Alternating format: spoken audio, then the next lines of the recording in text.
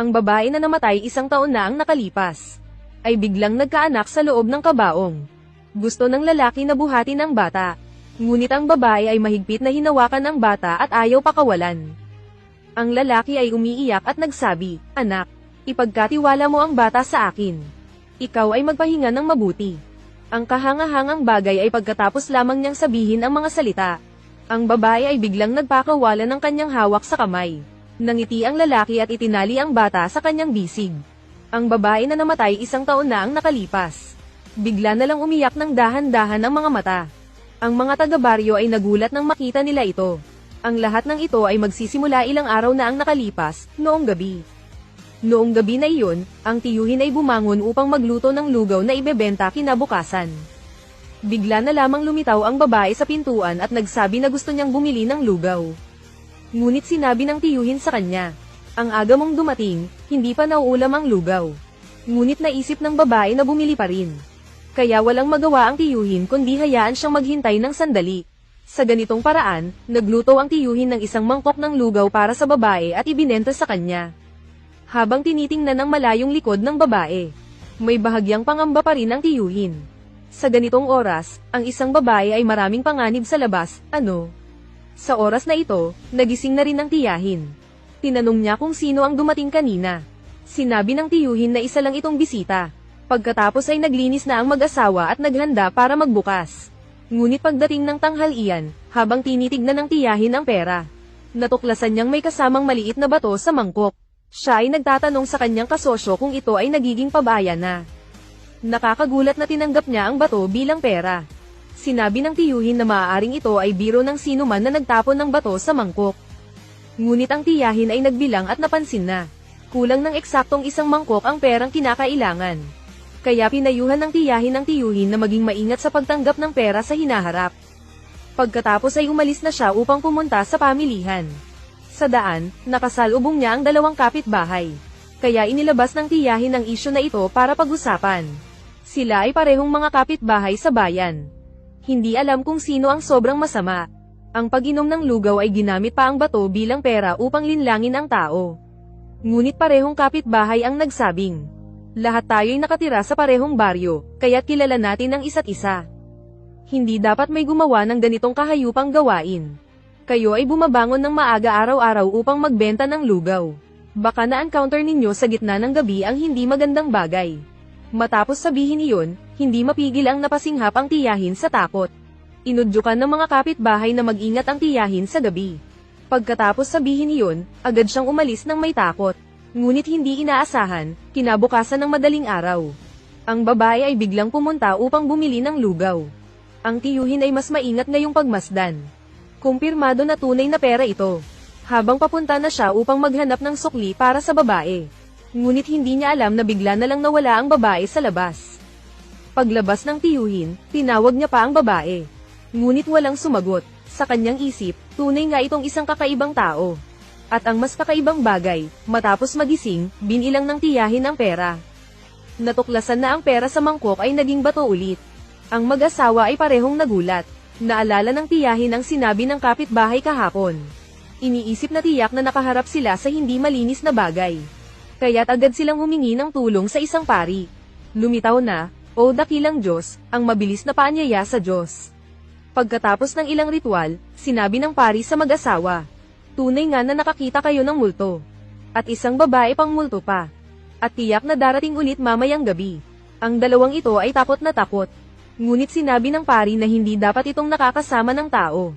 Ito ay may mga bagay pang gustong gawin sa mundo ng tao. Kung sakaling makasalubong ulit mamayang gabi, gawin ang lahat ng makakaya ninyo upang matugunan ang kanyang kagustuhan. Totoo nga, ang babae ay bumalik sa kalagitnaan ng gabi upang bumili ng lugaw. Ang tiyuhin ay takot na takot, hindi mapakali. Ang lugaw sa mangkok ay halos maubos na. Pagkatapos kunin ang lugaw, umalis na agad ang babae. Matapos makita ng tiyahin, halos mawala na ang kanyang kaluluwa sa takot. Ang mag-asawa ay curious. Saan nga ba pupunta itong babae? Kaya't matapang na sumunod sila sa babae ng tahimik. Natuklasan din ng babae ang 2 sumusunod sa kanya. Ngunit hindi siya huminto. Sa halip ay dinala niya sila sa harap ng isang libingan. Pagkatapos, biglang nawala ang babae. Gusto pa rin ng mag-asawa na lumapit at tingnan. Ngunit sa oras na iyon, bigla na lamang nagmula ang iyak ng isang sanggol mula sa libingan. Natakot silang dalawa at nanghina ang kanilang mga tuhod. Nagtulungan silang sumuporta sa isa't isa at tumakbo ng mabilis. Pagkatapos ng pagbubukang liwayway, agad na nagpunta ang mag-asawa sa munisipyo upang magsumbong. Natural, hindi paniniwalaan ng mga opisyal ito. Ito ay wala kundi isang walang kabuluhang kwento lamang. Kung may bata na nalibing sa libingan, dapat ngayon ay matagal nang patay na. Ngunit nanindigan pa rin ang mag-asawa. Tiyak na narinig nila ang iyak ng bata kagabi. Sa oras na ito, ang kawani sa tabi ay nagsabi. Siya at ang asawang lalaki ng yumaon na babae ay magkababata. 1 taon na ang nakalilipas, ang babae ay nagdadalang tao. Ang kanyang asawa ay sumama sa kanya sa paglalakbay. Pagkatapos nilang mapagod, sila ay naghahanap ng isang guest house upang tumigil. Ngunit noong gabi na iyon, ang babae ay namatay dahil sa isang atake sa puso.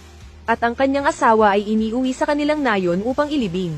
Pagkatapos marinig ng matanda, kaagad niyang pinapuntahan ang alguacil upang tanungin ng asawa kung ano ang nangyari.